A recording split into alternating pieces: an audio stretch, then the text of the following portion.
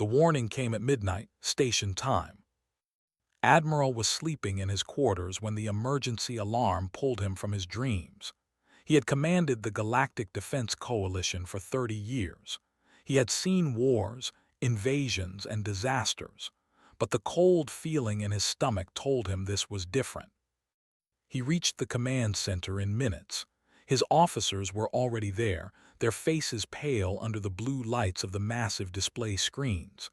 On the largest screen, a red dot was moving toward them, but it was not one dot. It was thousands. 4,000 ships, his tactical officer said. His voice was shaking. The collective they will reach in 6 days. Felt his legs go weak. There were monsters. They did not conquer planets. They harvested them. They took everything of value and left nothing behind but ash and bones. No species had ever defeated them in open battle. "How many ships do we have?" asked, though he already knew the answer. 612, Admiral, from all coalition members combined. 600 against 4,000. It was not a battle, it was suicide. "Send the distress signal," ordered, "to every member world, to every ally, to everyone who might help." He paused and took a deep breath. "Send it to the humans too." His officers looked at each other. The humans were strange. They had joined the coalition only 50 years ago and they kept to themselves. They had a small territory, only 12 star systems. They did not attend most coalition meetings. They did not share their technology. Some coalition members thought they were weak and hiding. Others thought they were arrogant and rude. But remembered something. 20 years ago, a scouting fleet had entered human space. 40 ships. None of them ever came back. The humans never explained what happened. They simply said the matter was handled. The distress signals went out. Over the next 2 days, responses came back. Some species promised ships. Most apologized and said they could not help. The fear of them was too great. Then, on the 3rd day, the human response arrived. "One ship is coming," the communications officer reported. "It will arrive in 12 hours. Blinked. "One ship. How many ships are following it?" "None, Admiral. The humans are sending one ship, only one." The command center fell silent, felt anger rising in his chest. Was this a joke? Were the humans mocking them? 600 coalition ships would die fighting and humanity sent one vessel. "What kind of ship?" he demanded. The officer checked his readings. "Unknown class, 3 kilometers in length. No weapon signatures detected. Crew complement appears to be 34. 34 people, against 4,000 warships." Wanted to laugh. He wanted to cry. Instead, he just shook his head and returned to planning the coalition's final stand. 12 hours later, the human ship arrived. Watched it emerge from hyperspace on the main display. It was small compared to destroyers, which were often 30 kilometers long. It was black, so black that it seemed to eat the light around it. Strange geometric patterns covered its hull, glowing faintly with soft blue light. It moved with a grace that seemed almost organic, like a living creature swimming through the void. The ship's name appeared on coalition sensors, Eternal Dawn. A communication request came through. Accepted it, and a human face appeared on screen. She was a woman in her middle years, with black hair showing streaks of silver. Her eyes were dark and calm, like deep water. She wore a simple black uniform with no medals or decorations. Behind her, could see a small bridge with quiet officers working at their stations. "Admiral," the woman said. Her voice was soft but clear. "I am Commander Park of the Eternal Dawn. Earth has received your distress call. We are here to help." Stared at her. "Commander, forgive me, but you are one ship. They are bringing 4,000. I appreciate the gesture, but perhaps your vessel should remain at a safe distance while our fleet engages the enemy." Park did not smile. She did not frown. Her face remained perfectly calm. "Admiral, one ship is all that Earth has sent because one ship is all that is needed. I suggest you position your fleet behind us when they arrive. There is no need for your people to die today." Murmurs spread through the command center. Some officers laughed nervously, others looked offended. One ship protecting 600, the human commander had lost her mind. "Commander Park," said carefully, "I mean no disrespect to humanity, but they have destroyed civilizations far older and stronger than yours. Their weapons can crack planets. What can one ship do against such power?" For the first time, something changed in Park's eyes. It was not anger. It was something older and heavier, something like sorrow. "Admiral," she said quietly, 200 years ago a species called the attacked humanity. They burned our colonies. They killed billions of our people. Our fleet of 12,000 ships fought them. We lost everything in 9 days. For 50 years we lived under siege, watching our children starve, waiting to die." She paused. The command center was completely silent. "We did not die," Park continued. "Instead, we spent 140 years building something. 3 generations of our scientists lived and died for this project. They gave everything they had. Their work, their health, their lives. They built the eternal dawn. They built it so that no one would ever do to others what they did to us." Leaned forward. "What weapon does your ship carry, Commander?" Park looked at him for a long moment. "Humanity's answer to extinction," she said simply. "I will send you our tactical data. Position your fleet behind us, Admiral, and tell your people not to be afraid. They will not harm this system. I give you my word." The communication ended. Sat back in his chair, his mind racing. His officers looked at him, waiting for orders. A young lieutenant spoke up. "Admiral, surely we cannot trust our survival to one human ship. Their commander is either lying or insane." Did not answer immediately. He was thinking about those 40 ships that had entered human space 20 years ago. 40 ships that had vanished without a trace. No distress signals, no debris, no survivors. They had simply ceased to exist. He thought about the calm in Park's eyes. It was not the calm of madness. It was the calm of certainty. "Move our fleet behind the human vessel," ordered quietly. "Admiral," the lieutenant looked shocked. "Do it." Stood up and walked to the window.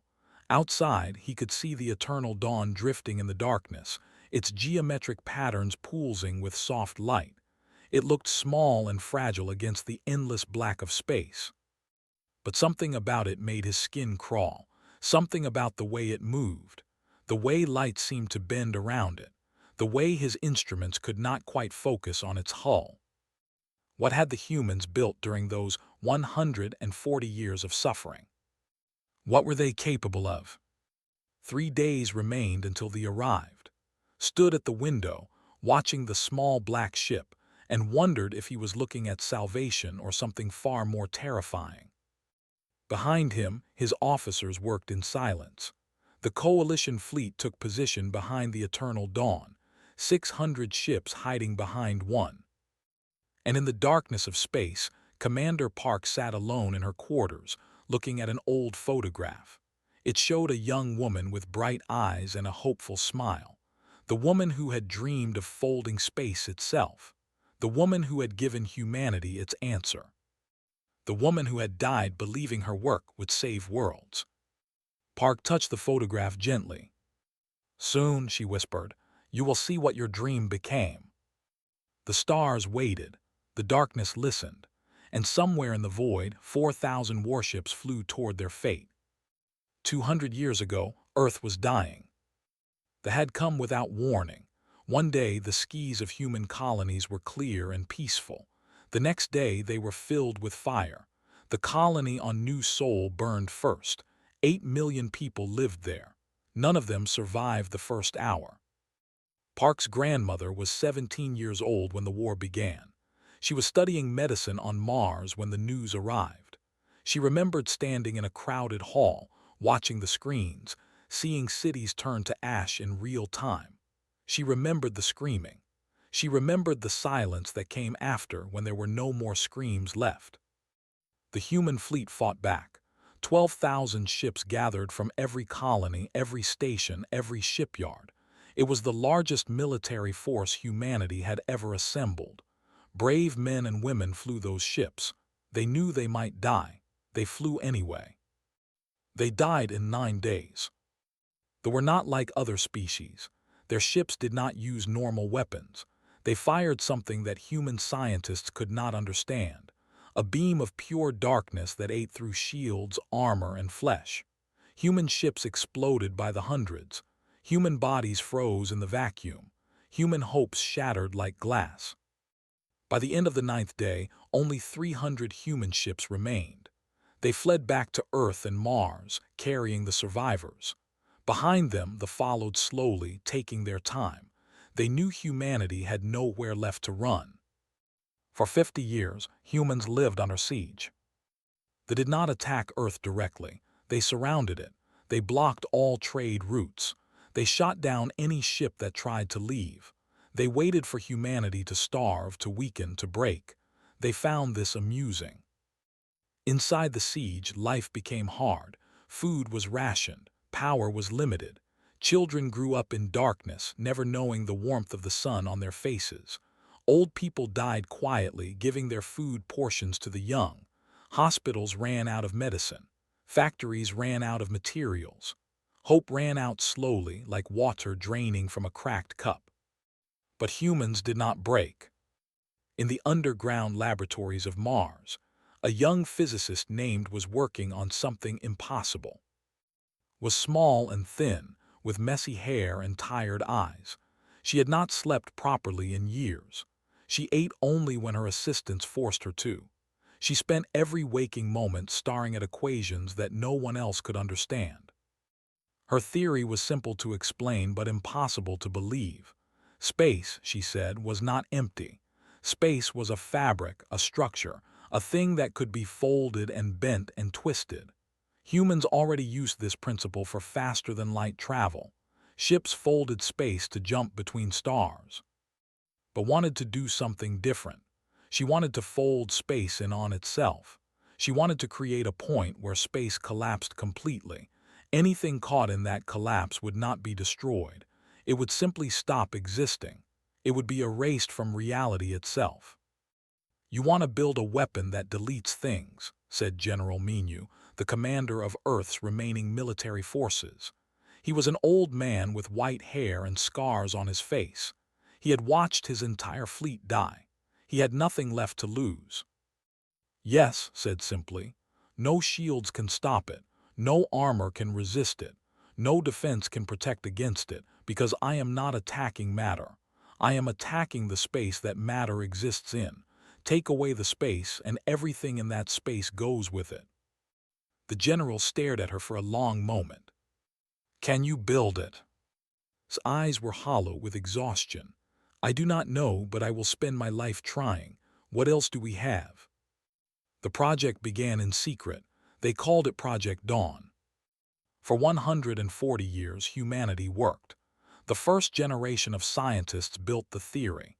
They ran calculations that would have taken normal computers 1,000 years. They made mistakes. They fixed them. They made more mistakes. Many of them died of old age, never seeing their work completed. The second generation built the prototypes, small devices that could collapse a cubic meter of space. The first test was a disaster. The device exploded, killing 30 researchers. The second test was better. A small cube of iron simply vanished, leaving behind nothing but empty air. They had proven the theory worked. Now they needed to make it bigger. Lieutenant's grandfather was part of the second generation. His name was, and he was an engineer who specialized in energy systems. Building a device that could collapse space required more energy than a star produced in a year. Spent his entire career designing power cores that could generate such impossible amounts of energy. He died at 63, still working. His son continued his work. His grandson would one day operate the systems he had designed. The third generation built the ship. They called it the Eternal Dawn because it would bring a new dawn for humanity. A dawn where they would never be helpless again. A dawn where no species could threaten them with extinction. The ship was not large, but every centimeter of it was filled with technology that no other species possessed. Its hull was made of materials that could survive the edge of a collapsing space fold. Its engines could move it faster than any other vessel in the galaxy. Its shields were not shields at all, but a folded layer of space around the ship, creating a bubble that nothing could penetrate. And at its heart was the fold drive, the weapon that had dreamed of 140 years ago. Never saw it completed. She died at 87, blind and frail, still working on calculations in her head. Her last words were instructions for her students. Her last breath was a sigh of hope. But her dream lived on. When the eternal dawn was finally complete, humanity had one chance to test it. They were still waiting outside Earth's system. 9,000 ships, patient and confident. They had been waiting for 140 years. They could wait forever. They were not prepared for what happened next. The eternal dawn flew out of Earth's atmosphere on a quiet morning. It moved toward the fleet alone. They detected it immediately. They laughed at the small ship. They sent 100 vessels to destroy it. Commander Park's mother was the captain that day. Her name was Park, and she had trained her entire life for this moment. Her hands were steady on the controls. Her voice was calm when she gave the order. Activate the fold drive. Full power. Show them what humanity has become. The eternal dawn reached out with invisible hands and grabbed the fabric of space itself. Then it folded. 100 ships vanished. Not exploded, not destroyed. They simply were not there anymore. The space where they existed collapsed into nothing, and they went with it. The remaining ships fired everything they had. Their dark beams struck the eternal dawn's folded shields and disappeared, swallowed by bent space. The human ship did not even slow down. It moved through the fleet like a ghost. Everything within 2 kilometers of its path ceased to exist. They tried to flee. They were not fast enough. They tried to surrender. The humans did not answer. In 11 seconds, 9,000 ships were erased from existence. Humanity was free. The siege ended that day. Earth celebrated for weeks. People wept in the streets. Children born in darkness finally saw the sun. The old people who had survived the worst years smiled and said they could die in peace. But Commander Park did not celebrate. She stood alone on the bridge of the eternal dawn looking at her screens. 9,000 ships, millions of lives, gone in 11 seconds. She had saved humanity, but at what cost? We built a door to nothing, she said quietly to herself, and we only needed one. Now, 200 years later, her daughter sat in the same captain's chair. The same weight pressed on her shoulders. The same questions haunted her mind. Was the eternal dawn a savior or a monster? Were humans protectors or something to be feared? Park did not know the answers. She only knew that they were coming, and innocent people would die if she did nothing. The coalition had called for help. Humanity had answered. 1 ship, 34 crew members, 1 weapon that could erase fleets from existence. In her quarters, Lieutenant checked the systems his grandfather had designed. Everything was working perfectly. The fold drive hummed quietly, waiting to be used.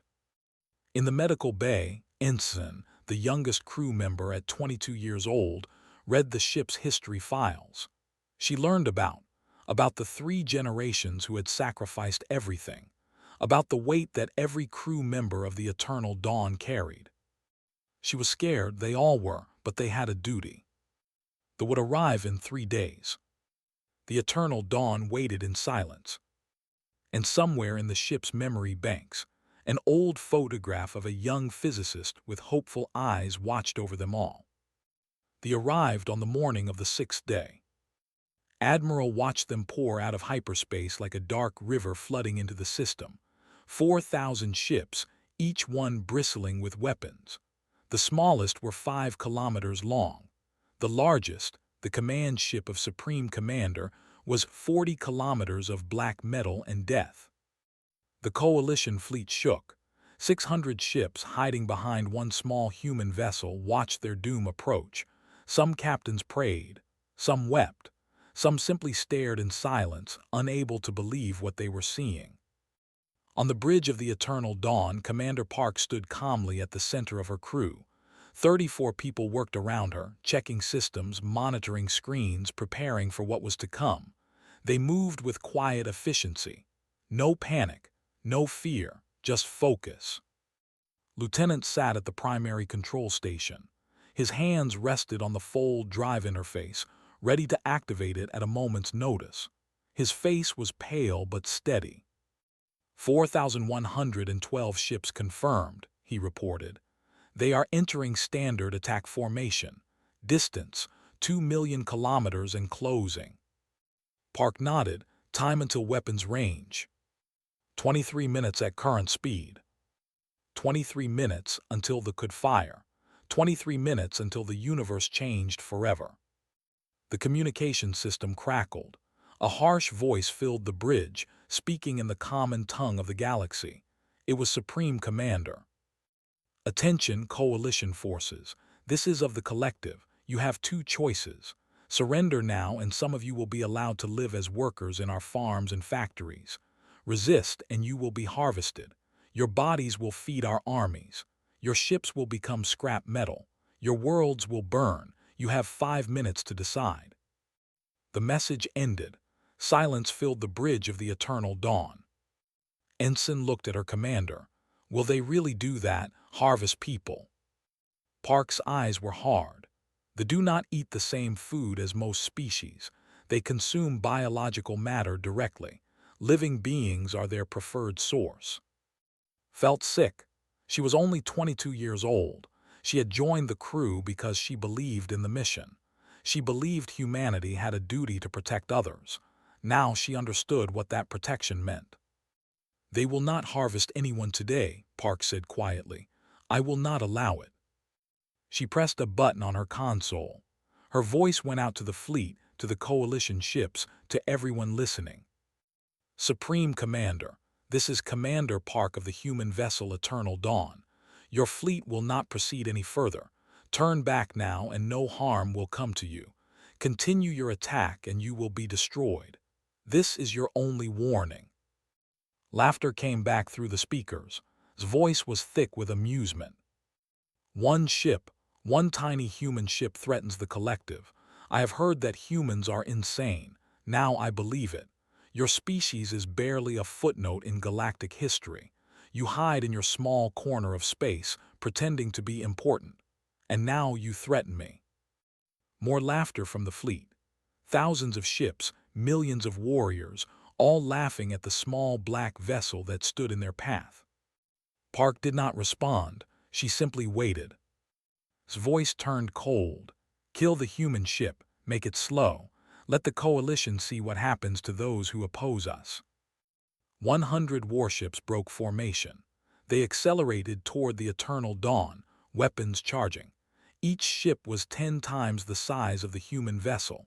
Each carried enough firepower to destroy a small moon. Admiral watched from the Coalition Command Center, his claws dug into his chair. They are going to die, he whispered. The humans are going to die. The ships opened fire.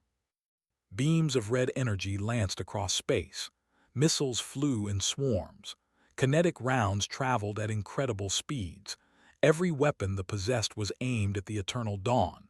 The barrage was so intense that sensors could barely track it all.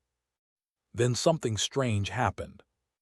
The weapons reached a point about 300 meters from the human ship's hull, and they stopped. Not exploded, not deflected. They simply stopped, hung in space for a moment, and then fell away into nothing. Lieutenant spoke calmly, fold shield holding, 0 penetration. The ships fired again, and again.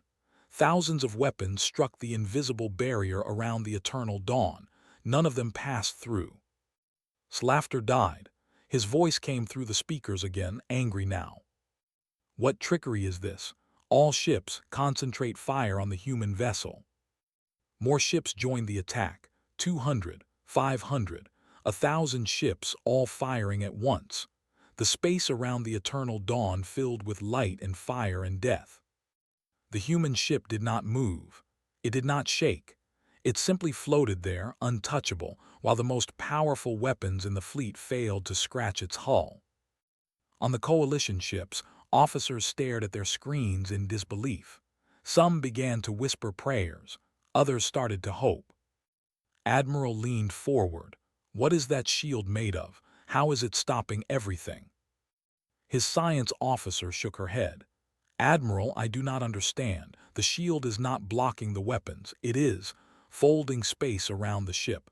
The weapons are being swallowed by bent space. They are not being stopped. They are being erased. Erased, the word sent a chill down spine. On the eternal dawn, Park watched the assault with calm eyes. She had seen this before. Her mother had described how they had reacted the same way. Confusion first, then fear. Open a channel 2, she ordered. The communication link opened. Park spoke clearly, her voice carrying no anger, no triumph, nothing but cold certainty. Supreme Commander, you have fired everything you have at my ship. Nothing has worked. Nothing will work. Your weapons cannot touch us. Your numbers do not matter. I will say this one more time. Withdraw now. Take your fleet and leave this system. If you continue, you will be destroyed. Not defeated, destroyed. There will be no survivors. There will be no wreckage. You will simply cease to exist. The choice is yours. Silence stretched across the void. For a long moment, no one spoke. Then's voice came back, and it was shaking with rage. You dare threaten me. You are one ship. I have 4,000. I will crush you and use your bones to decorate my throne room. All ships attack formation. Destroy the human vessel at all costs. The entire fleet began to move. 4,000 ships spreading across space, surrounding the eternal dawn from all directions. They would overwhelm it through sheer numbers. They would find a weakness. They had to. Park closed her eyes for a moment. When she opened them again, her face was set in stone. Lieutenant, activate the fold drive. Combat mode. His hands moved across his controls. Deep within the eternal dawn, systems that had waited in silence for years came to life. The geometric patterns on the hull began to glow brighter. The ship hummed with power that sensors could not measure. Fold drive active, reported. Ready on your command. Park looked around her bridge. 33 faces looked back at her, young and old, scared and brave. They knew what was about to happen. They knew what they were about to do. Ensign's hands were trembling. She was the youngest person on the ship. She had never seen combat. She had never watched anyone die. But she was here because she believed in something. She believed that the strong had a duty to protect the weak. She believed that some things were worth fighting for. She met her commander's eyes and nodded. Park turned back to the main screen. 4,000 ships were closing in, weapons charging for another assault. Behind her, 600 coalition ships waited in fear. She thought about her mother, who had saved humanity. She thought about who had dreamed of the impossible. She thought about 3 generations of people who had given everything so that this moment could exist. She thought about the innocent people of the system, the children who would be harvested, the families who would be torn apart, the civilizations that would end. Not today, not while she breathed. Commander Park gave the order that would change the galaxy forever. Show them what silence sounds like. The eternal dawn moved forward into the sea of enemy ships, and reality itself began to bend. What happened next would be told in stories for 1,000 years. The eternal dawn moved forward. It was slow, almost gentle, like a person walking through a garden. The geometric patterns on its hull blazed with brilliant blue light. The space around it began to shimmer, like heat rising from hot sand. The first ships were 200 vessels at the front of the formation. They saw the human ship approaching. They fired everything they had. Beams, missiles, kinetic rounds, plasma bursts. A wall of destruction flew toward the eternal dawn. None of it mattered. Lieutenant's voice was calm as death. Engaging primary fold system. Target area, forward formation. Reality bent. There was no sound in space. There was no flash of light. There was no explosion. The 200 ships at the front of the formation simply stopped existing.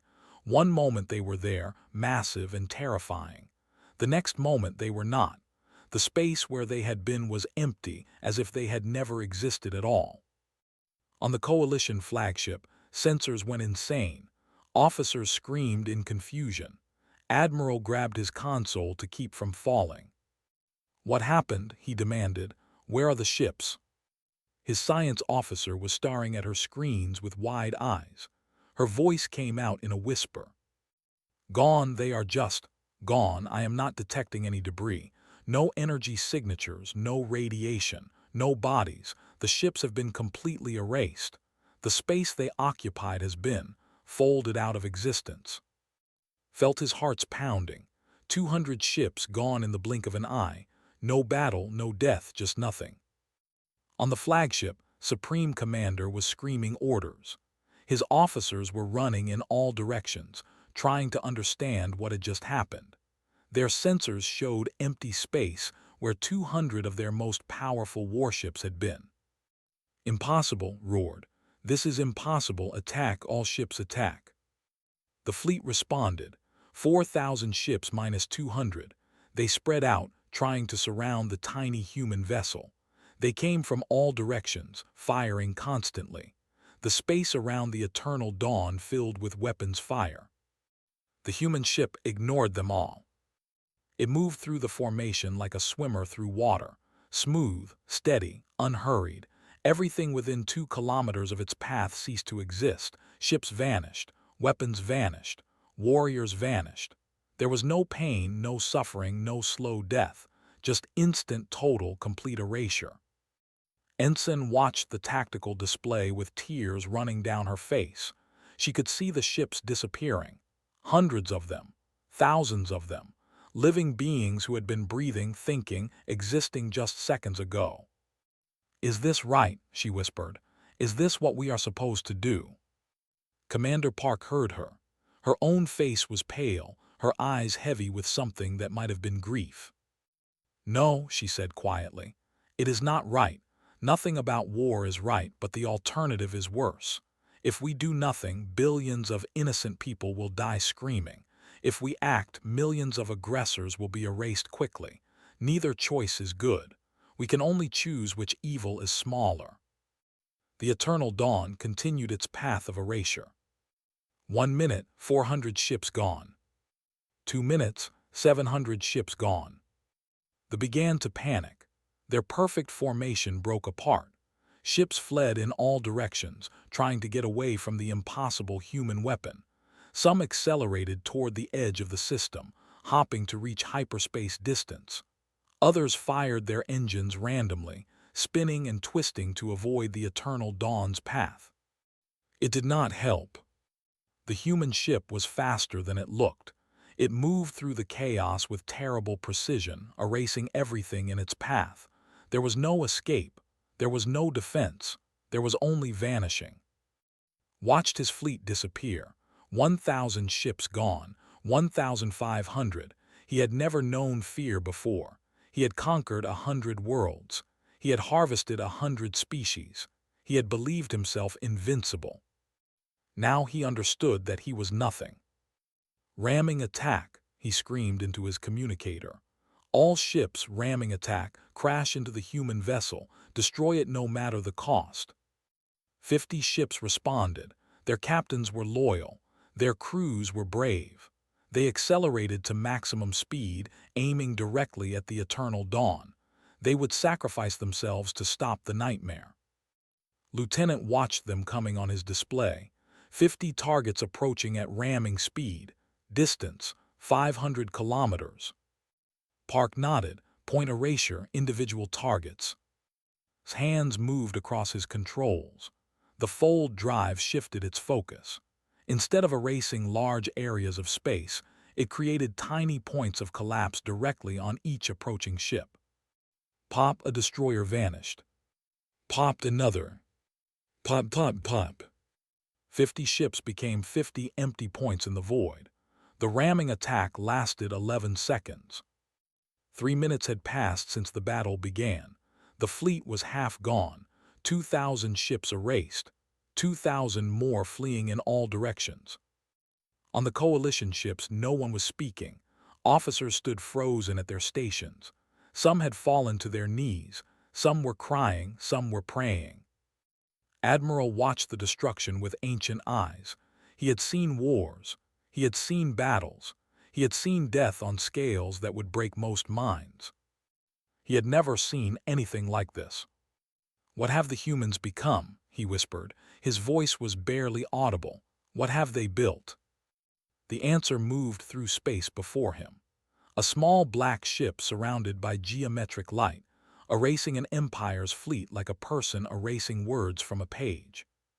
4 minutes, 2,500 ships gone. They were running now, not attacking, not fighting, just running. They fled toward every exit from the system.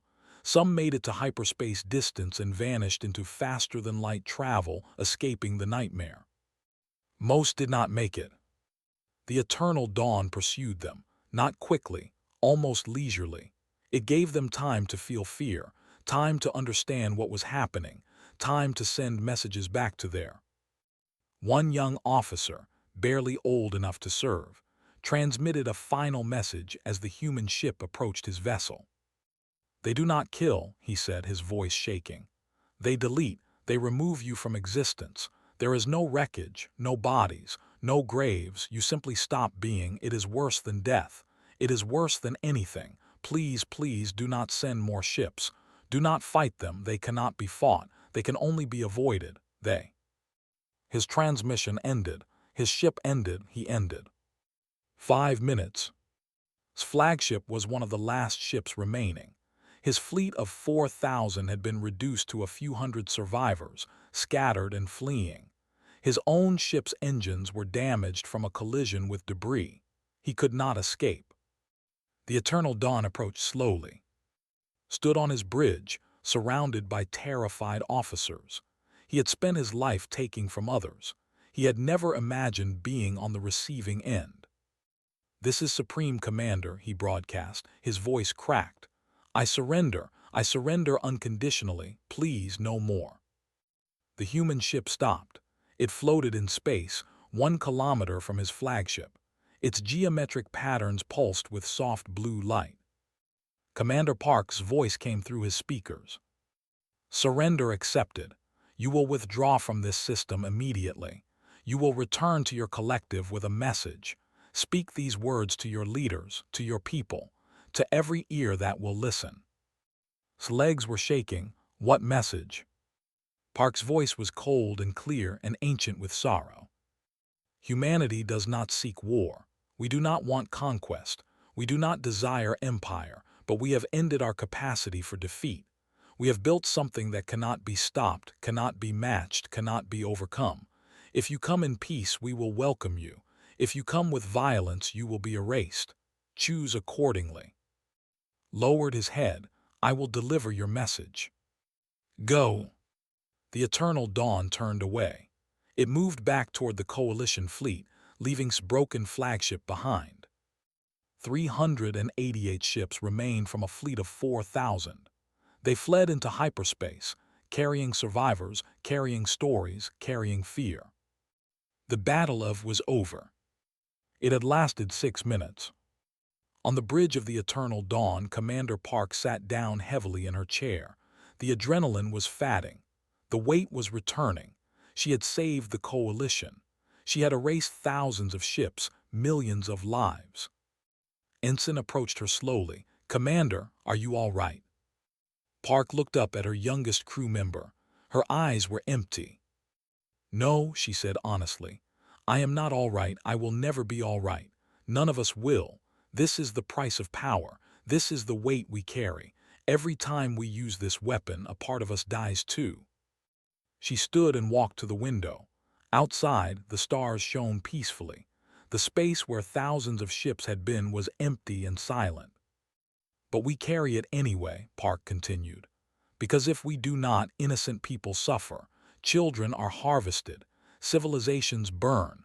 We carry this weight so that others do not have to." Behind her, the crew of the Eternal Dawn stood in silence. They were heroes, they were monsters, they were human. And they had just changed the galaxy forever. The celebration never came.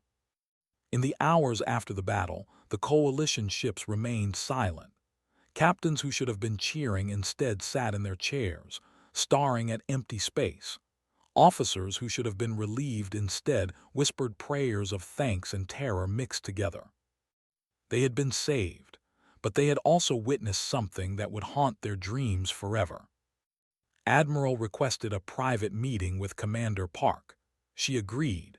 He shuttled over to the Eternal Dawn alone, refusing any guards or assistance. Some things needed to be discussed without witnesses. Park met him in a small conference room. It was simple, almost bare. A table, 2 chairs, a window showing stars, nothing else. Sat across from her. He studied her face. She looked tired, not the tiredness of physical exhaustion, but something deeper, the tiredness of someone carrying a weight too heavy for any shoulders. "You saved us," said finally. "I should thank you." "You should," Park agreed, "but that is not why you came here." Nodded slowly.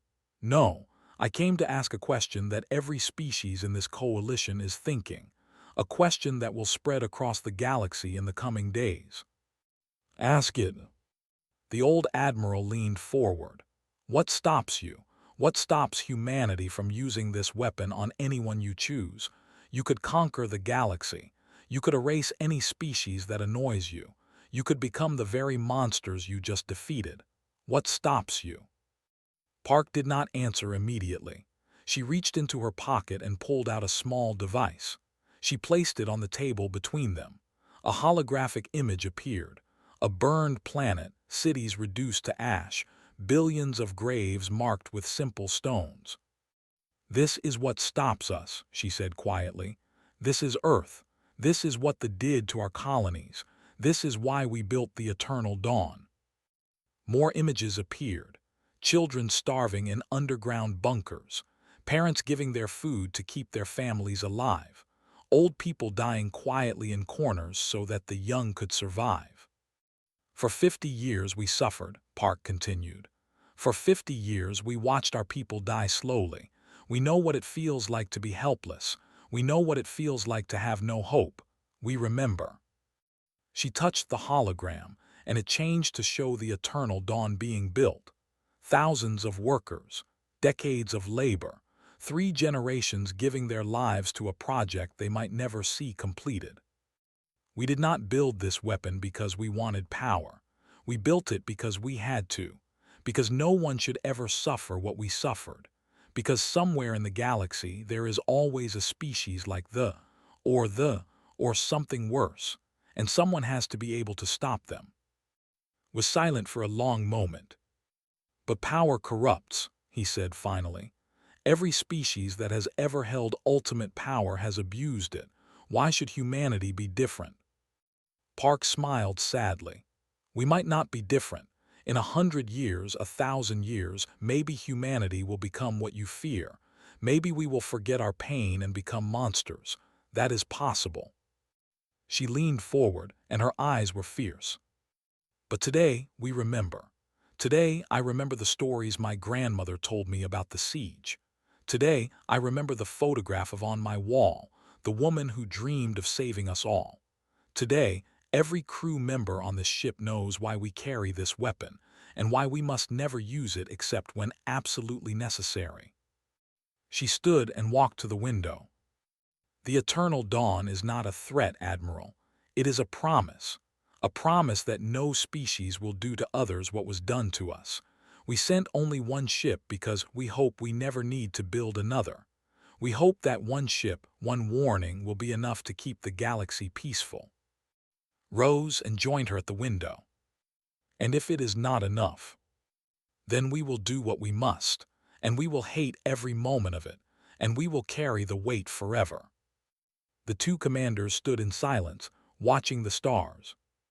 Finally spoke, "I believe you. I do not know if others will, but I believe you." Park nodded. "That is enough for today." The meeting ended, returned to his fleet. The coalition ships began their journey home. The eternal dawn prepared to return to Earth. In the days that followed, news spread across the galaxy. The story was told in 1,000 different ways. Some versions made the humans into heroes. Some versions made them into monsters. Some versions were accurate. Most were exaggerated. All of them agreed on one thing: humanity had changed the rules of war forever. 6 months later, an unexpected message arrived at Earth. The collective, the species that had sent 4,000 ships to harvest the coalition, was requesting a meeting. Not for war, not for revenge, for peace.